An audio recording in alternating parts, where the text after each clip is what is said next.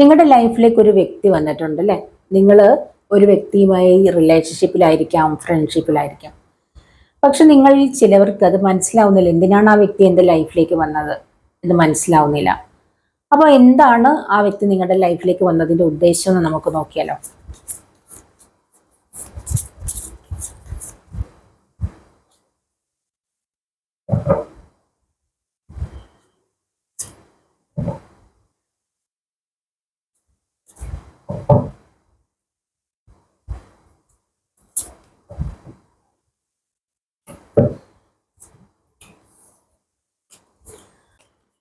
ഇതാണ് കാർഡുകൾ കേട്ടോ. 4 കാർഡാണ് കിട്ടിയിട്ടുള്ളത്. King of pentacles, 3 of sorts, 5 of wants, 6 of wand. നിങ്ങളിൽ ചിലർ ഒരു 3 ഓഫ് സോർട്സ് എനർജിയിലാണ്. നിങ്ങൾ ഹസ്ബൻഡ് ആൻഡ് വൈഫ് ആണെങ്കിൽ, അല്ലെങ്കിൽ റിലേഷൻഷിപ്പിലുള്ള വ്യക്തികളാണെങ്കിൽ, നിങ്ങൾക്കിടയിൽ തേർഡ് പാർട്ടി, അതായത് നിങ്ങൾ വളരെയധികം മാനസിക വിഷമത്തിലാണ്.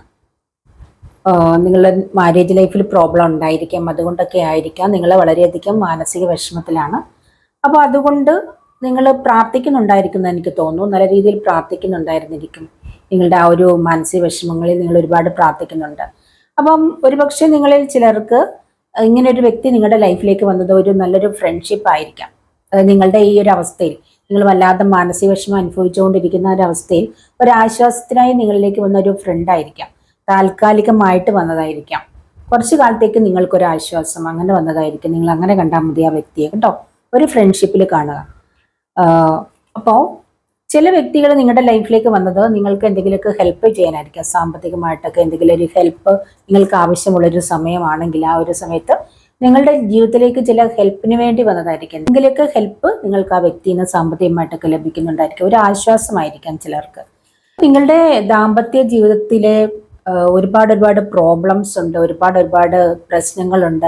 ആ പ്രശ്നങ്ങളിൽ പെട്ട് നിങ്ങൾ വിഷമിച്ചിരിക്കുന്നത് കൊണ്ട് നിങ്ങൾക്കൊരു ഹെൽപ്പായിട്ട് വന്നിരിക്കുന്ന വ്യക്തികളാണ്. നിങ്ങളിൽ പലർക്കും, എല്ലാവർക്കും അല്ല കേട്ടോ, നിങ്ങൾക്കൊരു ഹെൽപ്പായിട്ട് വന്നിരിക്കുന്ന ഒരു വ്യക്തിയായിട്ടാണ് കാണുന്നത്. ഒരു താൽക്കാലികമായിട്ടുള്ള ഒരു വരവാണ്, അല്ലാതെ നിങ്ങൾക്ക് സ്ഥിരമായിട്ട് നിങ്ങളിലേക്ക് ആ വ്യക്തി ഉണ്ടായിരിക്കില്ല. ആ വ്യക്തി നിങ്ങളുടെ ലൈഫിലേക്ക് വന്നതിൻ്റെ ഉദ്ദേശം നിങ്ങൾക്ക് താൽക്കാലികം ഒരു ആശ്വാസത്തിന് വേണ്ടിയിട്ടാണ്. സ്ഥിരമായിട്ട് നിങ്ങളുടെ ആരുടെയും ലൈഫിലേക്ക് ഉണ്ടായിരിക്കില്ല. നിങ്ങളുടെ ലൈഫിലേക്ക് ഇപ്പോൾ വന്നിരിക്കുന്ന ആ വ്യക്തി എന്നാണ് കാർഡിൽ വരുന്നത്. അപ്പോൾ ഇത് നിങ്ങളിൽ ആരോടൊക്കെയുള്ള മെസ്സേജാണ്. അപ്പോൾ നിങ്ങൾക്ക് നിങ്ങളുടെ വ്യക്തിയെക്കുറിച്ച് കൂടുതലായിട്ട് അറിയാൻ താല്പര്യമുണ്ടെങ്കിൽ നിങ്ങൾ പേഴ്സണൽ റീഡിങ്ങിനായിട്ട് വാട്സപ്പിൽ കോൺടാക്ട് ചെയ്യുക.